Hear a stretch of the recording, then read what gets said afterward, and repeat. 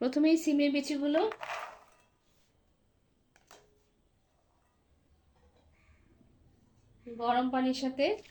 গরম পানিতে ভিজিয়ে রাখবো।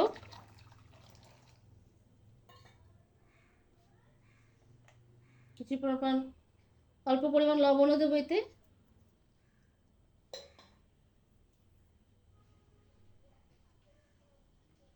এটা ভিজিয়ে রাখবো 4-5 মিনিট। এই যে এখানে সিমের বিচিগুলো ভিজিয়ে রেখেছিলাম, এগুলোর খোসা ছাড়িয়ে নেব। এই যে জাস্ট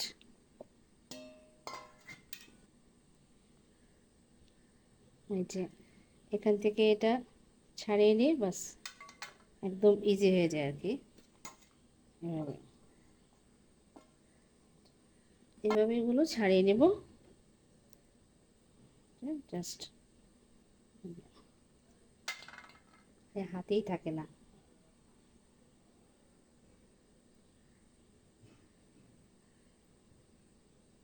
ও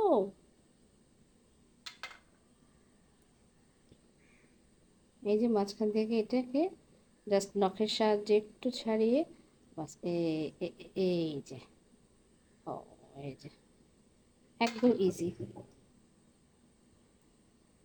কারণ ওই যে গরম পানি আর লবণের সাথে যে ভিজিয়ে রাখলাম, তাতে হলো কি এটা নরম হয়ে গেছে, যার জন্যে খোসা থেকে আলাদা করতে একদম সহজ হয়েছে।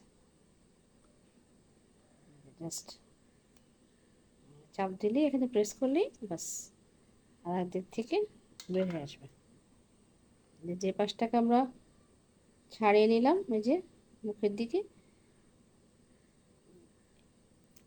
এই যে বাস।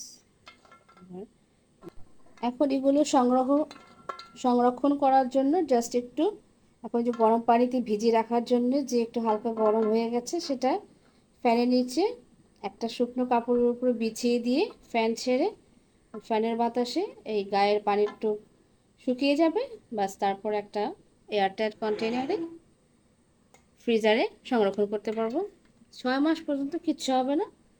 জাস্ট যখন খাবো বের করে বিভিন্ন পদের খাবারের সঙ্গে, মানে তরকারির সঙ্গে রান্না করে নিয়ে মজা করে খাওয়া যাবে।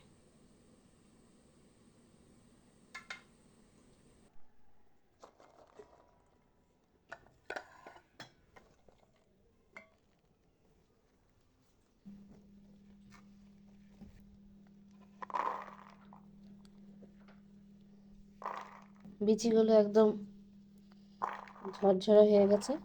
এখন একটা এয়ারটাইট বক্সে রেখে ফ্রিজারে স্টোর করব।